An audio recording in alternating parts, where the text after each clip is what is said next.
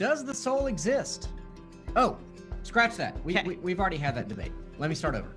We actually have a much more nuanced conversation and debate today to ask two Christian philosophers, which is really, what kind of soul do we have? Or are we souls? Or are we souls and bodies? When do we get a soul? Does its existence rely on our physical bodies? And what does that say about what happens when we die? Does this topic offer any commentary on other issues like transgenderism or abortion or near-death experiences? Evan Friske and Eric Hernandez, they join us for a Christian v. Christian conversation today around the nature of the soul on today's Theology on Air. I'm Evan McClanahan. I'm the pastor at First Lutheran here in Houston. With me, as always, is Sarah, who is the outreach director for young adults, Sarah Stone, at Memorial Drive Presbyterian Church. And our guests are Evan Friske, philosophy professor at HCC, Houston Community College here in Houston, happens to be a member of my church, so I recruited him a long time ago. And Eric Hernandez, who's done a number of debates at our church, but now is with the Texas Baptist, is it Texas Baptist Association? The long name is the Baptist General Convention of Texas. Okay. But Texas Baptist for short. And you're chief apologist for them. Yep, apologetics lead. Yes, sir. Apologetics lead. All right. Anyway, both you guys have made this soul a topic of yours, a study of yours. So, Eric, I'll nominate you to go first, just to kind of, and let me know if I'm forgetting something. Just kind of lay out a case very briefly, that the soul exists. And by the way, we did a whole interview with Eric on this topic. So if you're listening, you can find that on Facebook and on YouTube and on our podcast feed, Theology on Air, of course. By the way, like us, subscribe to us on YouTube, and like us on Facebook, and subscribe to the podcast. So every time we do one of these, you get that. But maybe just lay out the case for, we have a soul, but what kind of a soul it is, maybe in 4 to 5 minutes, and then Evan will come back, and then we'll start to argue. Yeah, thanks. Like I said, Eric Hernandez, apologetic leader for Texas Baptist. Well, technically not a philosopher, aspiring philosopher, so not yet, but I do appreciate the kind words. I don't know if I'd take 4 or 5 minutes, but basically I could just refer people back to the other conversation we had. But so I'm what you call a substance dualist, and in a nutshell, it's basically the view that I am a soul. So when I use the word I, that's an indexical word which refers to something, kind of like using the word here or there. And when I use the word I, that indexical word is referring to me, the self, the subject, and I would say that is the soul. So I don't, quote, have a soul, but rather I am a soul and I have a body. And cue the joke about my car, because I do have a soul. It's a Kia Soul. It's orange in my driveway. So I am a soul. Now, I also hold, there's various versions of substance dualism. And I would even say that hylomorphism, which is what Evan would hold to, I would even say is a version of substance dualism.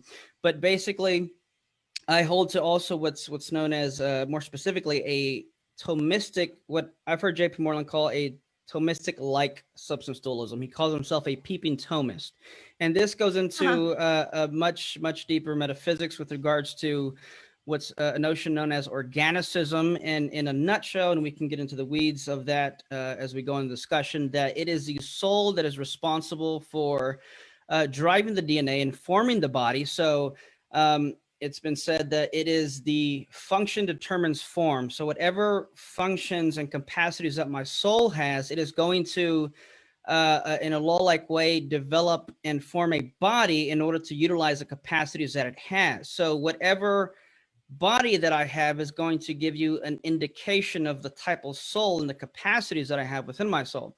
So you can think of it like if I put a blanket over an object, well, I cannot see the object underneath the blanket. I can see the form that the blanket takes. And I would say similarly in that kind of analogy, that is what my body is to the soul. The soul, again, going back to Moreland, I've heard him say that the soul is an external realization of an internal structure. The body is an external realization of an internal structure. Arguments for the soul, again, referring people back to the other episode that we did. When I argue for the soul, I argue 2 basic points. One, that consciousness is not physical. And then there has to be something that possesses the conscious states and properties. Well, I know for sure that I am conscious. So then the question naturally arises, if consciousness is not physical, but these states and properties of consciousness exist, then what am I? And then we basically would draw it down to, if I were usually talk with a lot of atheists, I'd say I'm either a purely physical object or an immaterial substance. That's how I define the soul, as an immaterial substance that is the possessor of consciousness and animates the body. So that being said, if I'm not reducible or identical to my brain and body, then I'm something more, namely a soul. And those are the 2 points I would go to give a cumulative case for the soul. Trying to think anything else relevant. Can I jump in and clarify something? Because we've already said like 16 words. I don't know. Not really, but when you say substance dualism, tell our audience, for those people that don't geek out on this kind of stuff, what do you mean by substance dualism? People know dual means like two, but what is that? Because Evan's going to kind of come back against that a little bit. So help us understand what it is to begin with. Yeah, so like a good question. So like I said, there are various flavors of substance dualism, but like I said, dualism basically means twoism. And it would be helpful to make a distinction here between, let's say, a strict physicalism, which would be the view that human beings are purely physical properties and parts. Everything about a human being is physical. And then you have a property dualism, where now the twoism is regards to the properties. Not only do human beings possess physical properties, but also mental properties, which would be taken to be immaterial. That would be property dualism. Then you have substance dualism, which is a view that not only are there two different properties, something physical and something mental, but the thing that possesses the mental properties would be an immaterial substance. So technically, I'd go on to clarify that the body in itself is not a substance. It's not a substantial whole in itself. It's an aggregate of parts. What is an aggregate? It's a collection of separable parts held together in a certain structure. So the body is not a substantial whole. It is an aggregate, but traditionally speaking, it's seen as a form of substance dualism because it's the soul. And then you have this, you could even say, and I'm sure everyone would agree with this, it's there's a composite with the body. So my soul is deeply integrated with my body. One other thing that would be useful here would be that, on my view, this is where it gets a little bit hefty with the terminology, especially if you're not familiar with it. The soul is ontologically prior to the body, which means that the body is grounded in the soul. It's not that the soul is grounded in the body. Again, I can go into more detail than that. A quick example. For now, I think we probably want to give Evan a chance, but let me give my fourth grader reaction and see if I kind of understand you, so that then when Evan goes, I kind of know where we are. You're saying that the body and the soul are two separate things that are inextricably linked, but they are separate in substance. Even though the body is an aggregate, we're calling it a substance for the purpose of our conversation. Yeah, so I wouldn't say they're separate. Well, okay. So I would say they're distinct, because separate can have some load, be a loaded term, but yeah, they're distinct. Okay. Evan, why don't you tell us before? So we got to hear a little bit more of Eric's story in our podcast with him, but maybe tell us a little bit about how you became interested in this topic. Why does it even matter? And then maybe where you agree and disagree with Eric, and then we'll get crazy. Okay. Yeah. So I've always kind of just been interested in philosophy. I didn't know it was called that until I was like well into college. But I have odd memories of being like 9 and trying to figure out how we could see angels, because light needs to bounce off of bodies in order to enter our eyes. And so as most them, 9-year-olds like, do. Yeah, right. As most 9-year-olds do. I was a strange child. Seeing them it was just an odd turn of phrase for me. And then I was very skeptical about different kinds of things that I'll now kind of call superstitions. As I'm older, I was skeptical of this through my childhood, and then into an adult, and now kind of formed by it. I was interested in the soul as well, just because I was interested in trying to understand death, and that's just seems to be very intricate into the religion. Christianity, it doesn't seem to shy away from death as a topic, and so I kind of dived into it as we got into it in church and catechism and things like that. Okay, so you were a 9-year-old kid that wondered how we could see angels, and you were consumed by death. So great. Did you ever torture cats or squirrels? Oh my gosh. I'm a little worried here. No, I never tortured cats and squirrels. I helped dogs give birth So quite the opposite, I think. Like, all right. Okay, but continue. So tell us kind of how you line up with Eric and then where you diverge and then why should we even care? Yeah. So Yeah. I think Eric and I are going to have a lot of commonalities. We both put emphasis on the soul as part of the value. The access to truth or value is going to come through the soul. Consciousness is part of the soul. That proof for the soul is like we'll often use the same arguments even and how we do this. We're just going to have a number of subtle differences that I think make big impacts as we keep rolling down the road. It's like we're so far upstream that when the river divides, like we just end up in totally different places by the end of it. So the things we're going to disagree on is things like definition of a person and definition of a soul, which is just way upstream and often things that people don't care to pay attention to. But I think ultimately they're going to matter. The position that I hold is called hylomorphism. It's Aristotle's position. And I even try to pull closer to Aristotle than Aquinas. And so that's going to be ultimately kind of our difference here. Thomas Aquinas being the 13th century philosopher. I would reject actually the idea that there are two substances. And that's the big difference. There are not two substances. There's one, and that one substance is body and soul. So it ends up having a kind of package deal. Yeah, it's a package deal. Okay. So it has a flavor of dualism to it in that way, if we want to call it that. But historically, that's never been the name, just because it was intentionally written against Plato, who seems to be kind of one of the Greek father of a lot of this. The easy way to explain it is just Aristotle understood the world through cause and effect, and that anything that exists is explained through causes. They're dependent or contingent on those causes. So for example, let's take today's MLK Jr. Day. So let's take a statue of Martin Luther King Jr.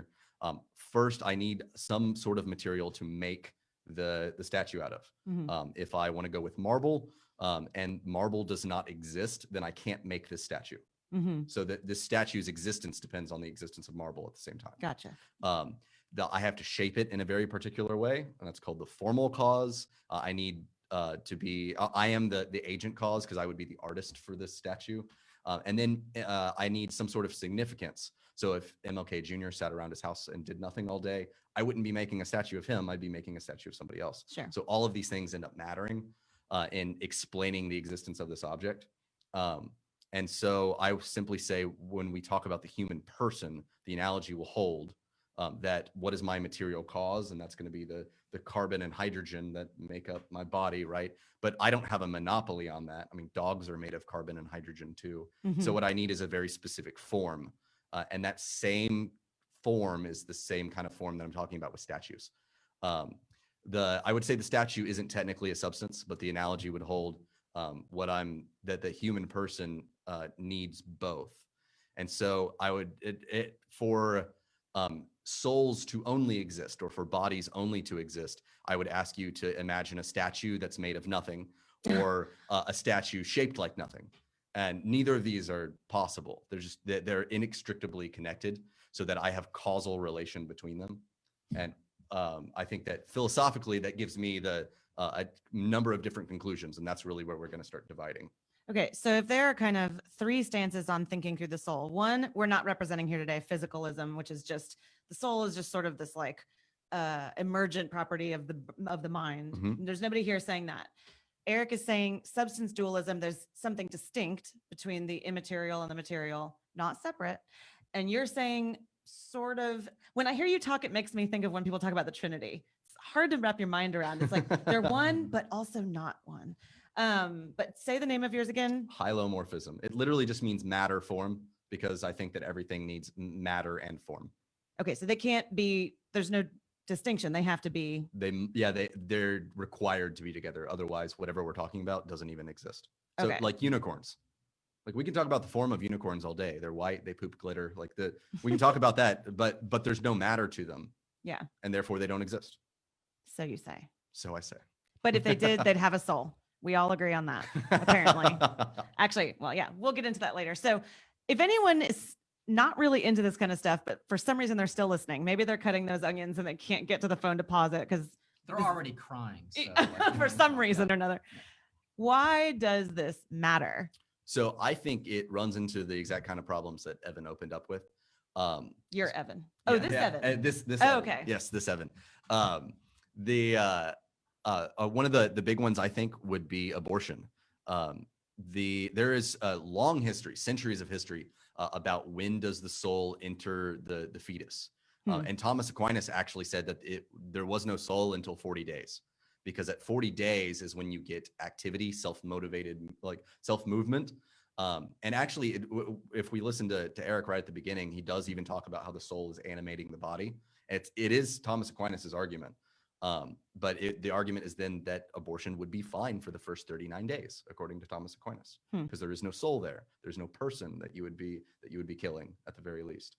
And so it opens to the door to things like this.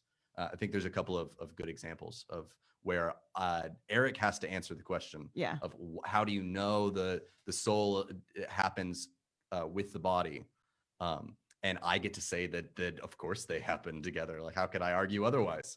And that's my definition of the thing. Eric, I mean, we have a Disney movie out there right now saying that souls are just kind of hanging out and waiting to be put in bodies. I don't think either of you espouses that, but what say you about souls and babies, and is there a implication for abortion? Yeah. So on my view, if you note in the beginning, I said, so I hold to a Traducian view of the soul and mentioned the notion of organicism. So on my view, and another notion I did mention was that the soul is ontologically prior to the body. So the body is grounded in the soul, and the function of the soul is what's going to determine the form of the body. So that being said, on my view, there is no body without a soul. So from the beginning, from inception, you have a soul, and it is actually the soul that is driving the body and the development of the body. So I would reject that part of Aquinas's argument about the first 40 days. So on my view, from the beginning, from the get-go, you have a soul that is driving the formation of the body. So it makes no sense on my view to say, when does the soul enter the body, when the soul is the very thing that is driving and developing the body using the information and tools available to it, such as DNA. Okay, can I jump in real fast? Okay, so you said soul is ontologically prior to the body. So would you say that, say my soul, for example, it existed prior to my body existing ontologically, so it didn't exist like somewhere in space, but like in God's mind or something like that, it existed? Well, good. Okay, go ahead. So I was gonna say, good question, and that'd be important to unpack. So when I say ontologically, we're not talking about a temporally prior. It's not as if it came like and then 1 second later the body was. Ontological prior just means that in terms of what comes first. So for example, if I to make a distinction here between a substance versus like an aggregate, if I remove a tire from a car, the existence and identity of a tire stays the same, which shows us that its existence and identity is not dependent or necessarily dependent on its relation to the car as a whole. Contrast that with me as a substance. If you cut off my arm, as Aristotle said, it will lose its identity as a human arm, which is evident by the fact that in a few days it will cease to exist. So for substances, the parts are dependent on the whole. So in that sense, in order for my parts to exist, I as a whole have to exist. Contrast that with purely physical objects. A tire can exist independent of the whole. So for purely physical objects like a car or watch or Lego bricks, the parts are ontologically prior. They exist prior to the whole, whereas with substances, the substance as a whole has to exist ontologically prior to its parts. Okay. So Evan, does that satisfy your concern about substance dualism? You know, I guess you think there's a problem with abortion there because if the soul and body are not together, but he's saying that they are. Anyway, does that? Yeah. So it gets, I think it pushes it back a step ultimately, but I don't know if it solves the problem. So we've now posited organicism as to help redeem substance dualism from some of these fatal flaws, I think. But now we need arguments for, well, how do you know that organicism is true? What do you mean when you say organicism? It's one of Eric's terms. It links the body to the soul so that the soul produces the body. I would think that there's a number of examples that I could say of bodies that don't have souls, like statues. Those are clearly bodies, like they're physical objects in the world. And to say, like, how do you know, like, why would they not have souls, but we do, and try to dive into that kind of argument. And specifically with abortion, like, how do we know that this fetus has a soul but this fetus doesn't? It starts to get into exactly that question. So I think we've only pushed it back a step. We now just need to argue about how do you know that the body and soul are always linked in this way? And as soon as you do, I think we end up with hylomorphism. Like we just end up with the body, with the form and matter. And I can clearly connected. not drink the wine in front of you. Okay. I'm going to try to ask some quick questions as we go too. Do you disagree with the statement that the soul is ontologically prior to the body? Yes. So I would think that the shape of the statue existing before the material doesn't make any sense. So would you say that at conception, the soul comes into existence? Like it didn't exist at all? Correct. Ontologically or anyway before? Yeah. And actually that's theologically, that you look at church history and the soul existing prior to the body is a condemned heresy. Oh, snap. That is a thing that's actually there. It's one of the reasons that Roman Catholics end up diving into Aquinas so much. Eric doesn't he's fine with so. that. All right, go for it, Eric. Okay, call me You brought up the H word, yeah. So remember, it's ontologically prior, not temporally. I'm going to pause you for a prior. second because y'all have used that word 6 times, and the average Joe does not know what ontological is. Tell us what ontological is. So ontology has to do with the ground of being or existence. Maybe a quick illustration would be in order for my thoughts to exist, that is Eric Hernandez, in order for Eric Hernandez's thoughts to exist, I have to exist as a conscious subject. So I am the ontological grounding for my thoughts and all my mental states. Without me, there is no Eric's thoughts. So in that sense, yeah, I ontologically ground my mental Thank states. you. You can go back to heresy now. I mean, telling us why you real don't quick, like it. I use an example when I teach students. I don't actually teach the word ontological at all in my classes. I'm only teaching the 1,000 and 2,000 level. But in talking, I'll say like what happens or what's necessary first. Does motion come first or friction?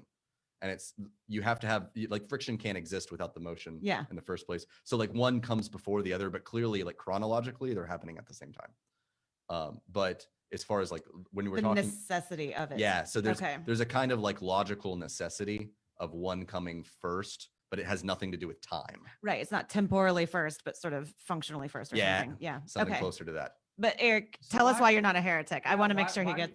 Why do you object to what Eric says then?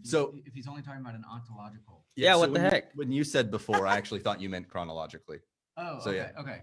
Well, I said ontological. Oh, did you? I missed it then. My bad. Okay. I just, because I'm just trying to pin down like, where you guys are different. Okay. But, okay. What about some of the other issues? Unless Eric wanted to say more on what I don't want to keep that off. Yeah. Well, I mean, just that clarification, and then because he kind of threw out some like challenging questions, which are great, but of course, can only cover so much at once. Given the organicism thing, I think there's lots of things to back that up, but we can come back to that if you want. But I noticed a few things that were down. He said that like statue depends on the marble. So if there's no marble, no statue. On his view, the human person necessarily, it seems to entail a soul and body. So if there's no body, then there is no person. Well, then I would say you're giving up the intermediate state there because there's no body. Yet I think the Bible's clear that there is an intermediate state. And then you said, what about a statue? Thank you. I'm sorry. So like when the intermediate state would be what? We die, our body is dead, it's in the ground, but we're still living in Christ. I mean, and then we have all these debates about paradise and Hades and heaven and hell and all that. But there's the intermediate state would be between our physical death and our glorious resurrection. Yeah, so John Cooper has a lot of great stuff on this. Who's a scholar who dives into the text on dualism, and he said he talks about the Pharisees having this 2-step eschatological view to where their belief in the resurrection also went hand in hand in a conscious intermediate state. So this is a purity of disembodiment. I think this is also what Paul alludes to when he talks about being in a state of nakedness without a body. Now, I would say, and I'm sure Evan would agree, that being embodied is the most natural state for a soul to be in. But again, I would argue philosophically and biblically that the Bible does speak of a again, what Paul talks about a period of nakedness where one can exist disembodied. When he talked about the statue, he said, well, that's a body, does it have a soul? So to clarify, obviously we're talking about biological organisms as substances. So a statue isn't a biological organism, it's just a physical object. So if he's going to say without marble, there's no statue, he's going to have to say without a body, there's no person. But I think, you're going to be giving up intermediate state. And then, of course, angels are persons. God is a person, yet he has no body. So there's no matter going on there. So what's the matter, Evan? Oh boy. Puns are the best. All right. So I went to school for philosophy, but honestly, my passion has always been towards theology. I just like the philosophical route. So this is the reason I'm here. I would think that actually the Bible says otherwise, and that in fact there is no, the intermediate state is not what the large majority of modern Christians think it is. And this is where I think that most people will think that I'm a physicalist. Yeah. It's gonna get there. I'm getting ready to take a drink because I know it's coming. It's like your passion. It's baby. my passion. This is my baby. So there are a number of verses that I would think point to this, but the big ones would be that the wages of sin are death, and that applies to the person. And even if like we are souls, that means your soul will die. That sounds super awkward, but you look at that, like that's Romans 6:23, and then we can go to backwards to Ezekiel 18:4, and it says the soul that sins shall die. We go backwards again to Genesis 2, and it says eat of the fruit and you will die. Surely you will die. So it's using that indexed I.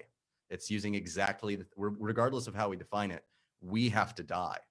And so I would think the intermediate state, we still exist, but we don't function. That's not a thing. There's no conscious intermediate state. And that's why Evan believes in soul sleep. Yeah, so it's titled soul sleep. That's often confused with annihilationism, which is what I don't hold. I do think that things exist, so that when we die, and this is my my focus on death, right?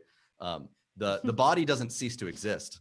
Clearly, the hydrogen and carbon is still there. It doesn't poof into nothing.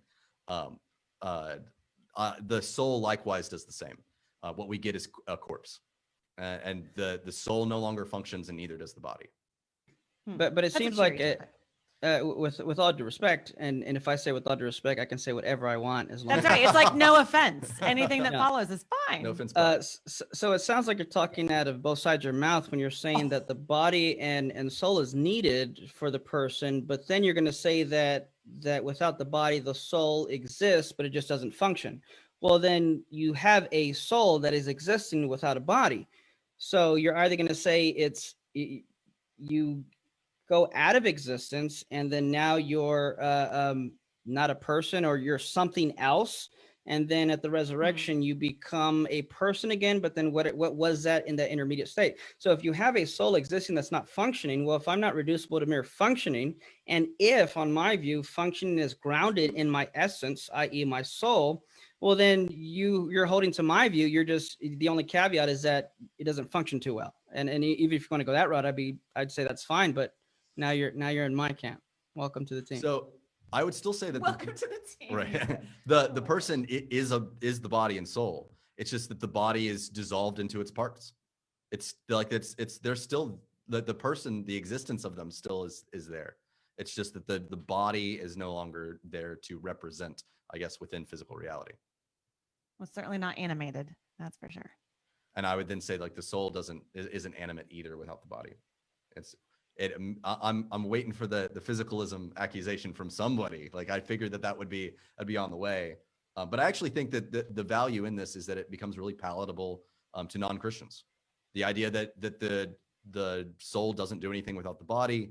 The idea that death really is a huge deal, and we can't make light of it, ends up being great for evangelism. How would that be different for Eric, though? So specifically, and I'll go ahead and let Eric speak after this. I think that Eric has an obstacle he has to overcome in evangelizing, because he thinks that they need to accept substance dualism first.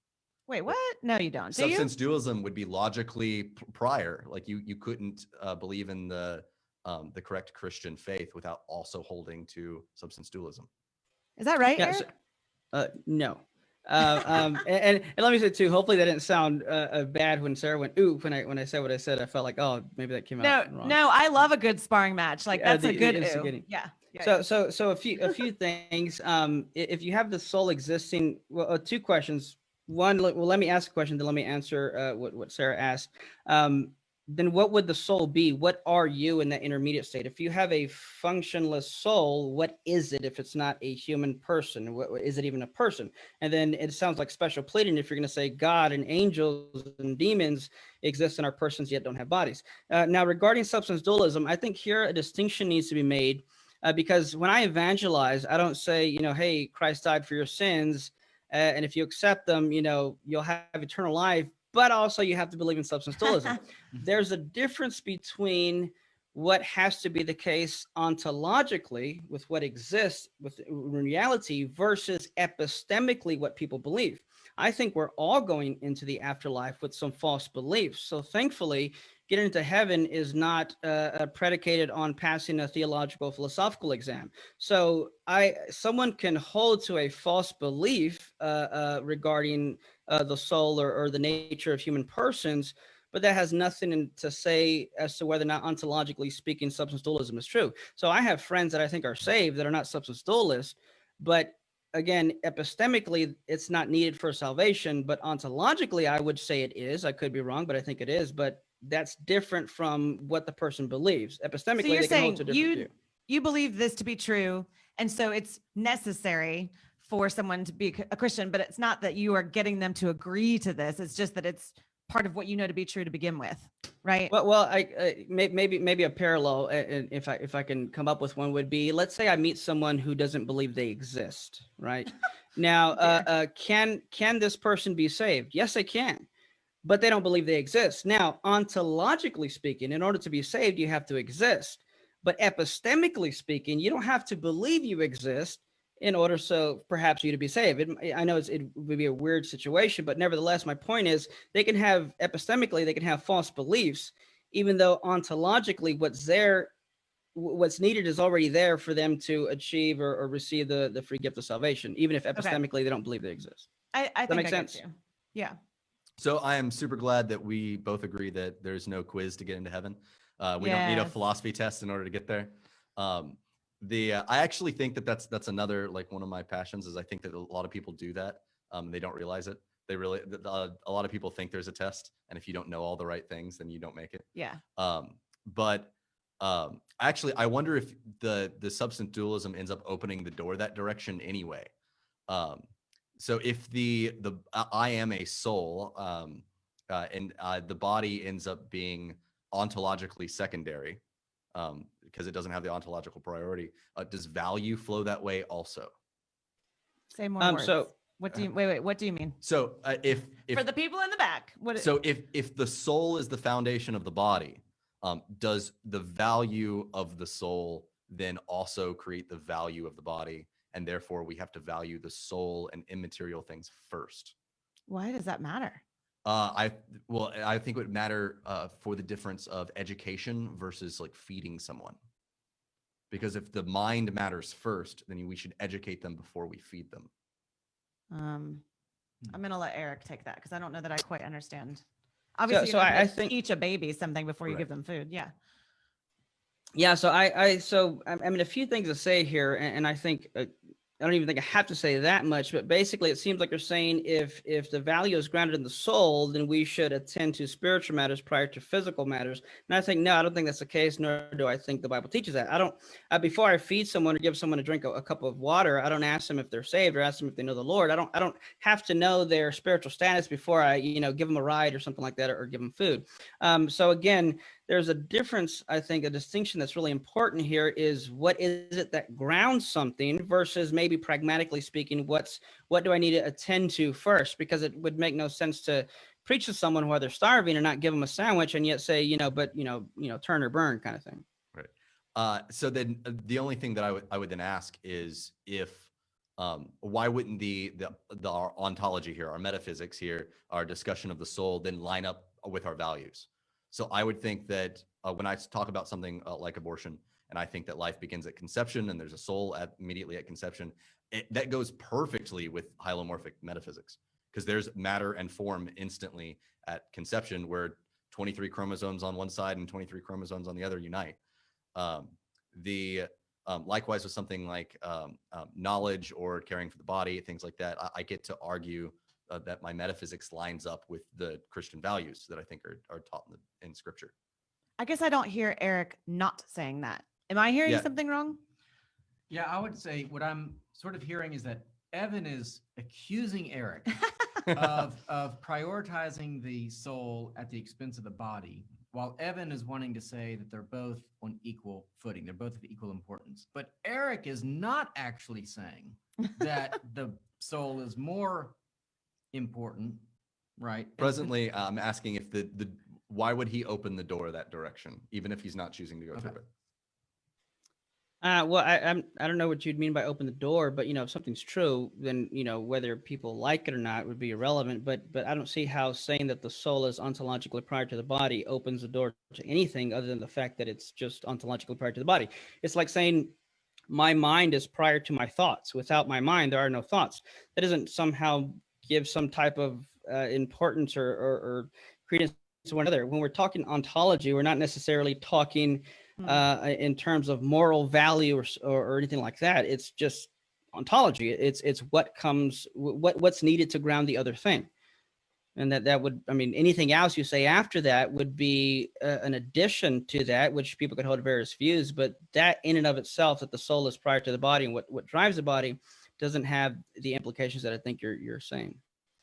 Okay, so if, again, average Joe is listening to this, I could imagine them saying, it sounds like they're not that far apart, these guys, right? Evan talked at the beginning about, there are these rivers that if you follow them to the logical conclusion, they're miles apart or whatever. But maybe we can tackle a different topic where it'll be more clear how they differ. You have a couple of ways that you think that there's some practical applications to y'all's differing perspectives. Can we maybe move to one of those? Because as you guys are talking right now, I don't think most people will hear much of a difference. Gotcha.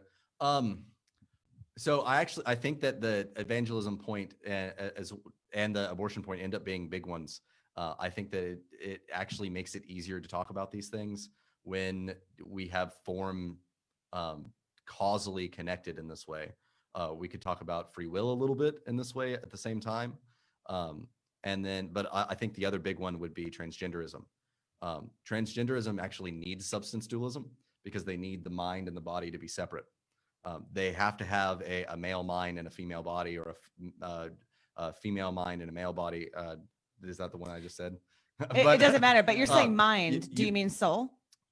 Yes. So I think Okay. that Eric would have those as the same definitions, if I remember correctly. Is mind and soul the same? No, not on my view, and I think you may be perhaps unintentionally mischaracterizing my view. You're thinking more of a Cartesian dualism, where the mind just is the substance. Where on my view, the focus is more on the soul, and the mind is a capacity or a faculty of the soul. So I have well, I won't go that deep, but Okay. but yeah, I don't. I mean, some of the accusations you're giving could apply to some versions of substance dualism, but I just don't see how they would apply to mine, and you would have to unpack how specifically they would apply to my version of it. Gotcha. Yeah, I think that the organicism in particular helps head all of these off. But now we're back to the same point of how do we know that the organicism is true? Why don't they causally link together? Let's dive into free will then in particular. Well, wait. So, Yeah. Okay, never You go mind. Hold first. on. Yeah, Yeah, I don't want to. yeah. I don't want to leave the transgender thing because it's so relevant. And basically, it's symptomatic, I think, of the way the modern person they understand themselves as fundamentally different from their body. I remember years ago, I think even Oprah it was one of those things that people kind of captured from Oprah, saying that basically we are souls in bodies, right? Mm-hmm. And so that's a very common belief, and I think if you really believed that to the full extent, which I think is what Evan is saying, Eric believes, but I Yes. think Eric is denying that, that we are only souls in bodies, that our bodies are just bags of Vessels. they're just mere vessels. They're basically meaningless vessels. All the meaning is in the soul. Then we can see how that would be a problem, because then someone who really believes that they are a woman in a man's body, instead of trying to have their mind changed, they change their body. Because what's the body? It's just a bag of, it's just James White always quotes this from Star Trek, which is an ugly bag of mostly water. Okay. So I don't know what Leighton Flowers' quotation is from Star Trek on that. So just to keep the rivalry going. Okay. Sorry about that. No, but anyway, so for ugly bags and mostly water, then sure, let's I'll just say it. Let's mutilate the body to be in conformity with the soul, if the soul gets priority. Now, both of y'all reject transgenderism. Do you reject it for the same reason? Do you reject it for different reasons? Eric, Evan kind of brought this up towards you. So, come back on that. Let me ask this. Are there substance dualists, or is substance dualism as the philosophical underpinning of like what your average person says? Like, are those two things even connected? Or, you know what I'm saying? Like the Oprah thing of like, we are souls in bodies. Is that a bastardized form of substance dualism? Not necessarily. It is a version of it. And I think just at its mere substance dualism, it's simply the fact that there is a soul, something immaterial, and there's something physical, which Evan holds to. So that's why I say even technically he's a version of substance dualism. Some argue that Descartes had this kind of what you're describing, where there's not really any internal relations. On my view, almost everything's internally related between body and soul, but Descartes was more like an external relation, almost like God kind of had to tie them or sew them together, so to speak, where there could be instances, let's say like a Freaky Friday where you switch bodies. On my view, so I would argue, and I would have to unpack it, and and I'm not going to, but I would argue that the soul is gendered, so that the soul is male or female, given the Traducian view and organicism view of the soul that I hold to. And I even passed this along to Moreland, and he said he agreed. So it's always great when one of your heroes say, yeah, you're on the right track there. So I think the souls are gendered. So wouldn't it be possible for that type of a transgender reality to take place? Now, you can chop off parts and remove parts and replace parts, but if you are not reducible to your body, then that doesn't make you what you are. What makes you what you are is your essence, your nature, which I would argue would be grounded in your soul. So going back to the Traducian organicism view, the soul is an external expression or realization of what the soul is. Like I said, if I put a blanket over a chair, just because I break the chair up, so to speak, and all analogies are going to break down at some point, but I'm not Like going to change it being a chair. Right. Yeah. Like the chair. So my body is a reflection of what I am. It's an a posteriori way of investigating and seeing the things that I have to plug it in a second. I know. Now you look like you're on some episode of 2020. Like we've had to hide his identity. Yeah. Right, yeah.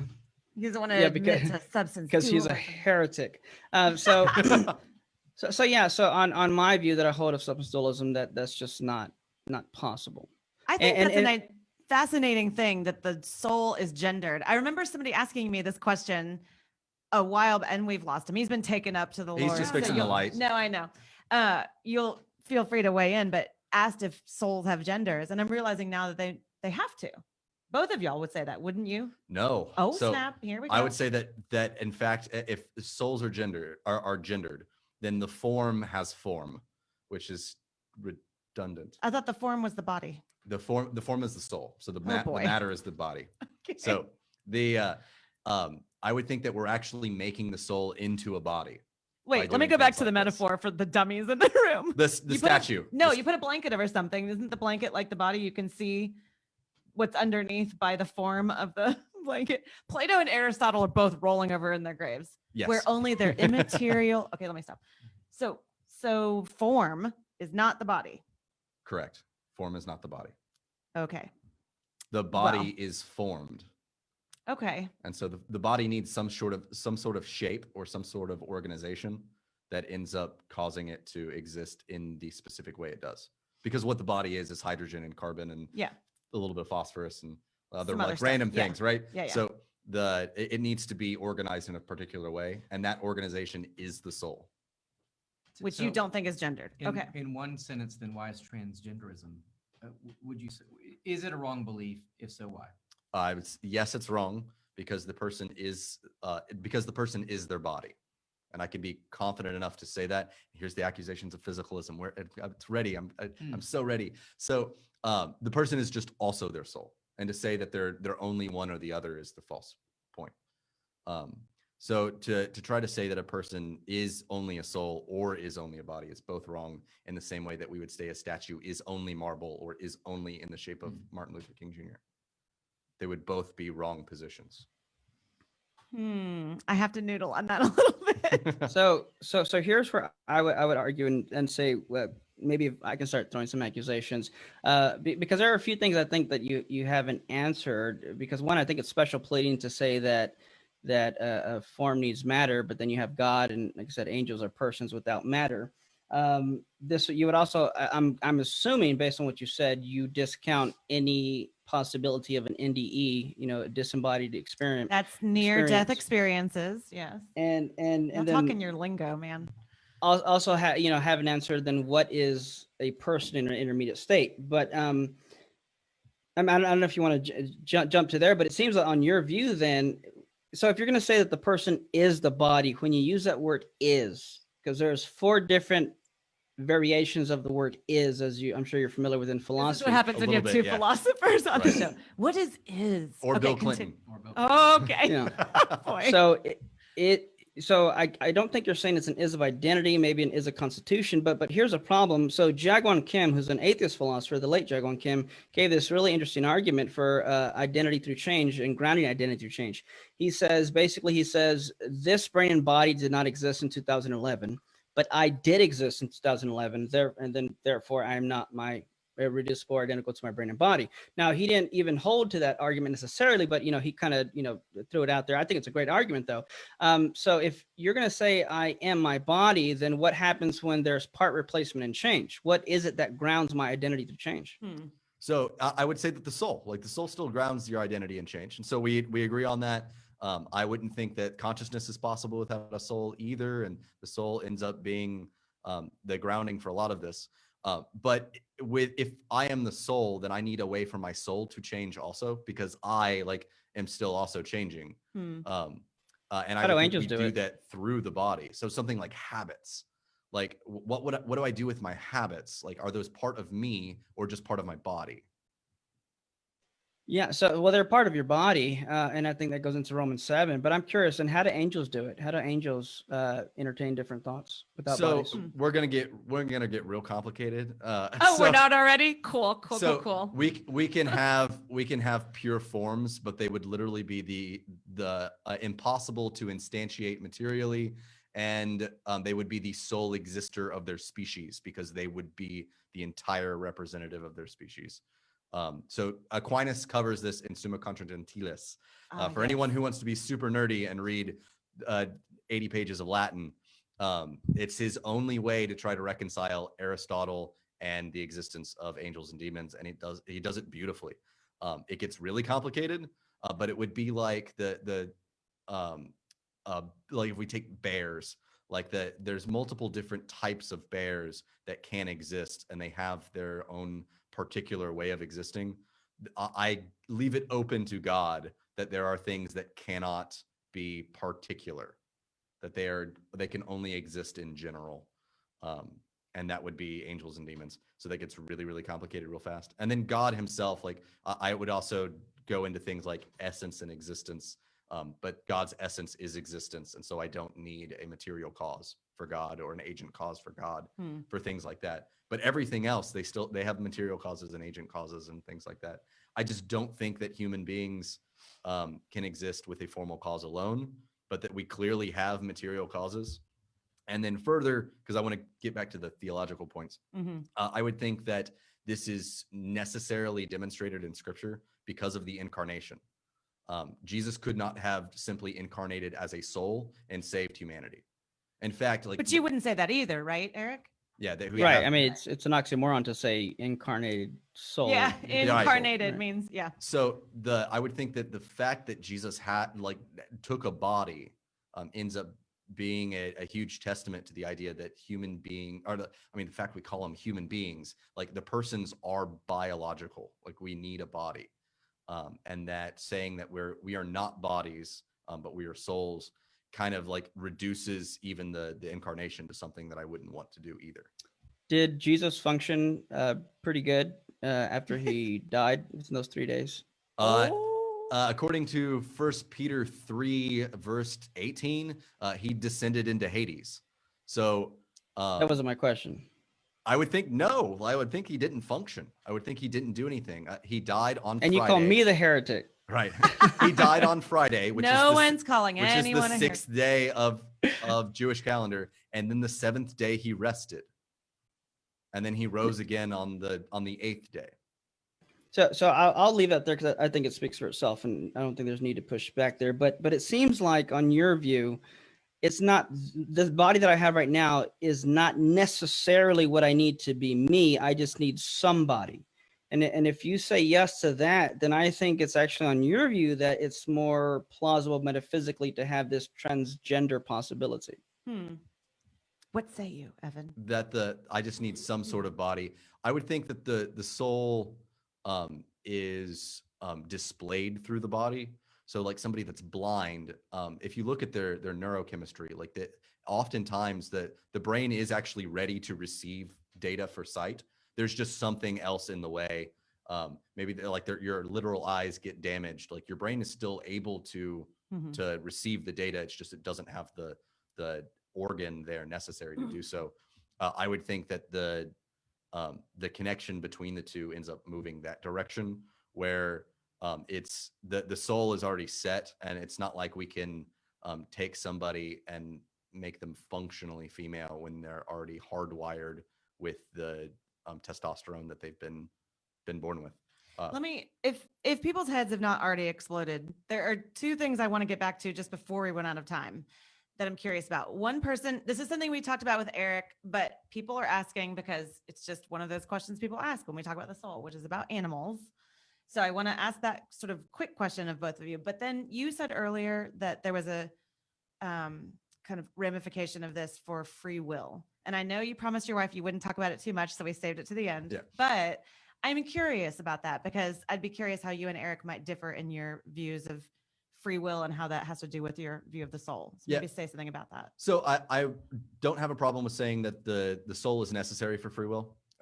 Eric and I are going to differ by what we mean by free will, though, in doing this. For me, I think my philosophical advantage, my logical advantage, is that I see causal relation between body and soul. But actually, one of the popular substance dualist argument is to say that the brain states only correlate to thought, and that the soul is actually causing it. It's a common argument for that correlation is not causation, to try to argue that we might be able to watch things happen in the body, but to think that causes it is a different thing.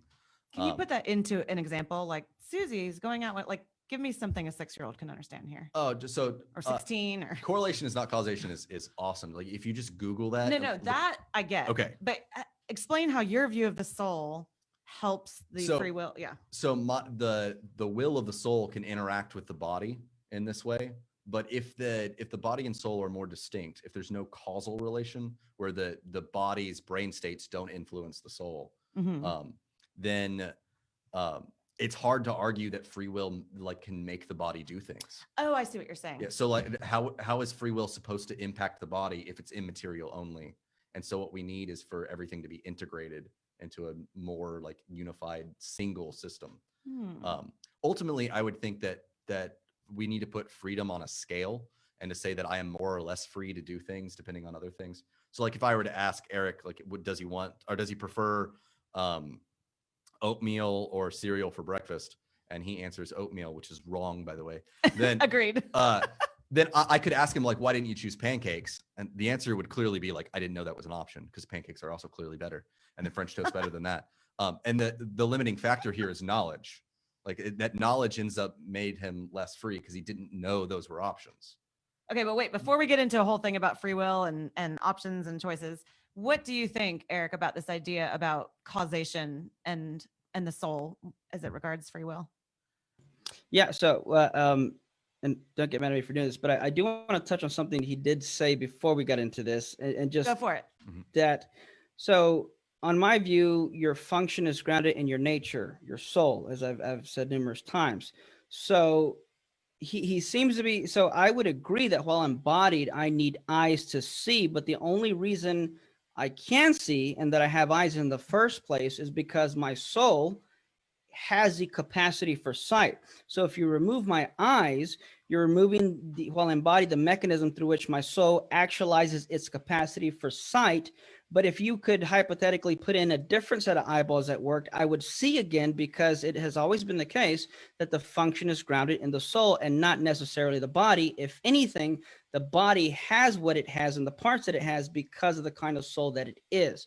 So I just want to clarify that. Now, in regard to causation, so I don't know of any substance dualism that uses the kind of argument that would say correlation is not causation. I do think correlation at times is causation. What I've said, I can't speak for every other substance dualist, but correlation doesn't entail identity. Just because there are C fibers firing in my brain when I feel pain doesn't mean that pain is C fibers firing. And I know you would agree with that. But I do think that there is a two-way causation between the soul and the body, or the mind and brain, however you want to put it. If you were to put electrodes on my brain and you could, shock certain regions of my brain, you could make me smell my grandmother's cooking. But what we also know from neuroplasticity and cognitive behavioral therapy is that you would have to be an immaterial self, and I would even say the soul has to be a simple thing. That it is because that you are not reducible to your brain and body, that you can think thoughts that your brain would impose on you, like you see with OCD and anxiety. Jeffrey Schwartz, who's one of the leading researchers in this area, has written a book called You Are Not Your Brain, has a 4-step process that basically prescribes to his patients, teaches them how to go against the habitual thoughts that your brain imposes on you. When you have a thought, you dig a groove. The more you keep having that thought or behavior, that's what creates a habit. And there's a deeply dug groove in the brain. And in order to, in a literal sense, rewire the brain, you have to think differently. I can expand there, but I mean, I guess that would be sufficient just for discussion for now. So, yeah. And the free will thing. Yeah. So we do have different views of free will, because so I don't think free will is degreed in the sense that free will is something that you either have or you don't have. Now, when you talk about options, you're no longer talking about free will, you're talking about availability of options. And I think sometimes people often confuse those two. They're not the same thing. If I look into my closet and I have 10 shirts to wear, and I look in your closet, you have 20, you don't have more free will than I do. We still have the same amount of free will. You just have more options to choose from. That has nothing to do with whether or not my will is free or not. So that I'd be confused. What is your definition of free will? That you are the originator and source of your will and or actions. You're the first mover. So I would agree that we are the originator and source of our will, but that didn't say anything about freedom. So I actually started agreeing with John Locke a little bit and saying that freedom and will are just two totally different things. We try to link them and it's awkward. And to say that my freedom, it applies to the will in different ways. Are y'all talking about freedom? Oh boy, Sorry. stop! Just stop! Sorry, Eric. Oh my gosh. No. So the will is a volition. It is a mental state of bringing about. So if I bring about the lifting of my arm and I was the source of that, then I had the free will to do it. But if you shock me with a taser and it causes me to lift my arm, then I was not the source of that movement. So I did not bring about, there was no volition or will to do that. Instead, it was caused by something external to me and beyond my control. So for free will, if you're not the source, you don't have libertarian free will, I would argue. Okay. So when you're shocked, do you have the ability to do otherwise? Like you're shocked in your arm, do you have the ability to do otherwise? Well, what it's often gonna, it's the definition of free will, which is where I thought you were going to go. Yeah, no. So I don't hold to that as a necessary condition for free will. I think it's a sufficient condition, but not necessary. And then when you ask, do I have the ability? When I hear that, I think, do I have the capacity? Mhm. Yes, I do, although I'm not utilizing it because perhaps I was caught off guard or whatever. But I would say, yes, I still have the capacity to do so, even if I didn't. And I think one important thing we haven't really discussed, and maybe you guys are just ahead of me and I'm catching up, but is the soul slash body, when it is a slave to sin before Christ comes along and we have the Spirit in us, how is that different from once the Spirit is living in us and we are no longer slaves to sin, right? But slaves to Christ. Does that change kind of what we're talking about? And do y'all's different opinions or perspectives on the soul feed into that? Do you understand the question? Yeah, I would think that my view would necessitate a resurrection. Like that would be logically necessary because that's otherwise we can't, like our existence is suspended. It's Wait, a resurrection? What do you mean? So one day I'm not on Team Jesus. The next day I'm like, I've seen the light. oh, you I mean want like, Jesus to so come into my heart. for you know? regeneration or Yes, conversion. Okay, justification. so Yeah. I would think that that something like original sin would already spell like that we're going to die, and then even with something like a resurrection or like with a regeneration, like we still die.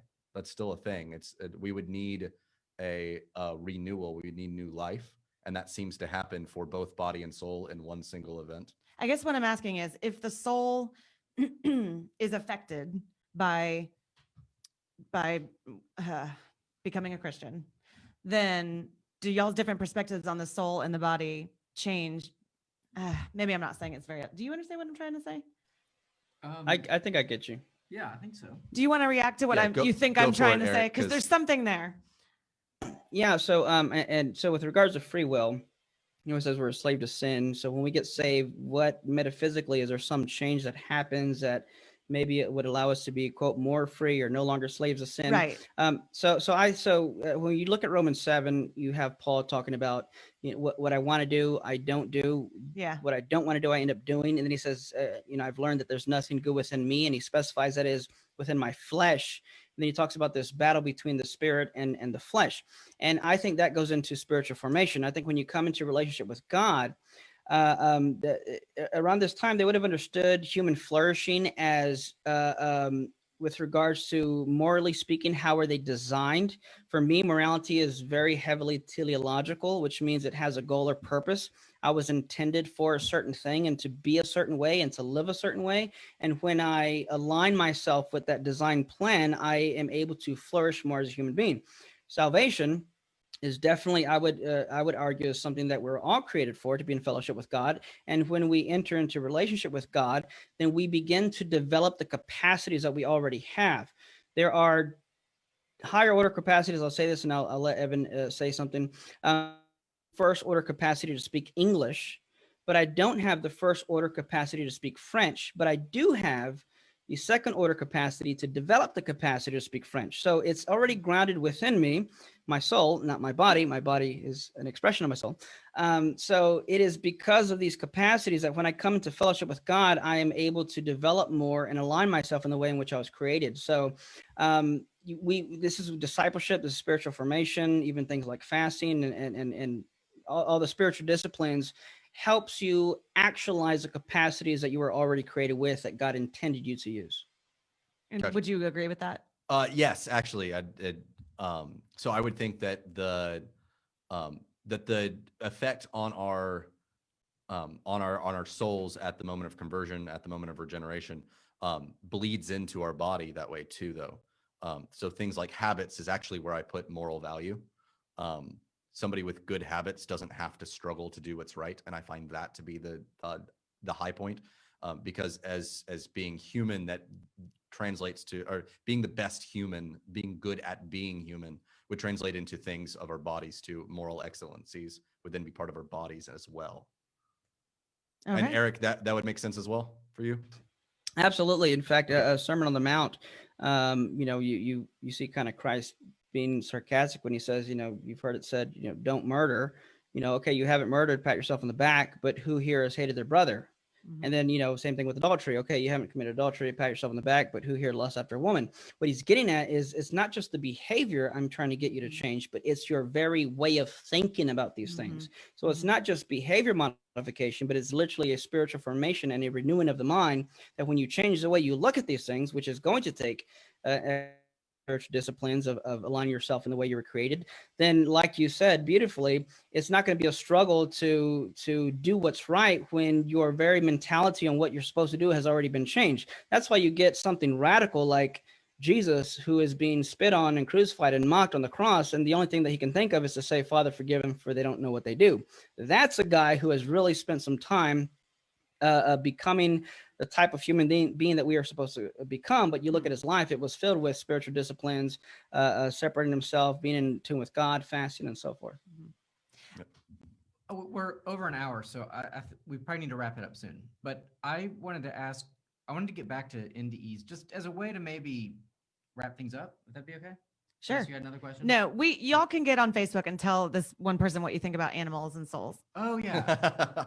It's fine. I disagree with both of them. No, on that. so I like the NDE discussion because it's another one. NDE, near-death experience. So, do it. Well, and actually, Gary Habermas makes like such a big deal of NDEs, like as part of his argument, kind of for resurrection. Ultimately, I mean, it's part of his defense of the resurrection. The idea that that if we can I don't really like using it, to be honest, as an argument for the resurrection, because it's like, well, if we can prove this step, then this is possible, and then we can prove that step. I don't like that, but I understand what he's kind of saying, and basically the argument is that we have all of these evidences, like all these cases of people who like floated above the operating table, like floated into the operating room next door, knew details about operations going on, or they witnessed a crime like 3 blocks over, like at the time that they were dying, and all this sort of thing. And these are credible, and they're like skeptical, and they're critical, cases of NDEs.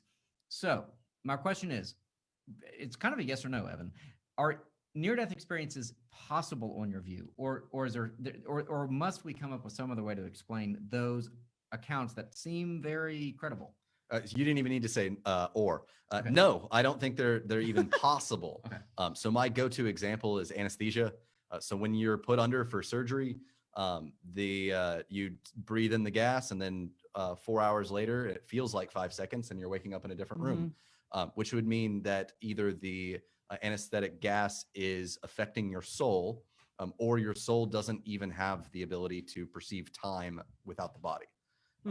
I don't think the soul sees without the body. I think your eyes do that. I don't think the soul hears. I think your ears do that.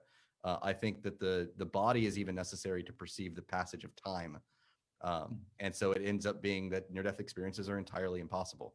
I would think that visions are possible, but those aren't the same thing, and people don't treat them like the same thing. Right, that's its own supernatural event. The near-death experiences are going to be categorically ruled out. Eric, I mean, I assume you affirm the possibility of NDEs. Yeah, the possibility and the actuality of it. I think a lot of what Evan said, I don't, with all due respect, I don't know if he's read much up on the subject. There's a book I'm currently reading called The Science of Near-Death Experiences, written by not some, mom and pop, religious bookstore, but by a university that published it. And most, if not all of the cases are written by physicians who have their documentation for it. When he says they're impossible, I'm curious, especially him being a philosopher, what he means by that, because modally speaking, it's not logically impossible to, there's a simple argument for the soul that I am possibly disembodiable, but my body is not disembodiable, therefore I am not my body. That's just a simple modal distinction. 2 Corinthians 12:3. Paul says, and I know that this man, whether in the body or apart from the body, I do not know, but God knows. Here, Paul is saying at least it is possible. So he disagrees with Evan. So you pick who you want to side with, Paul or Evan. And he says it's at least possible, it seems, to be disembodied. If you need eyes to see and ears to hear something physical, then how did, the witch of, where was that lady from? Witch of Endor. Endor, then you have Samuel, where he's dead, yet he's seen, he's talking, whatnot. And again, I'm going to go back to a special pleading when you refer to God. Well, God and angels can do this, but we need something physical. And then lastly, NDEs, a really good book is called, I think it's Imagine Heaven by John Burke. And what you see is you have cases of children, you have cases of blind people who are born blind, temporarily receiving sight in NDEs, people knowing stuff they could not have known.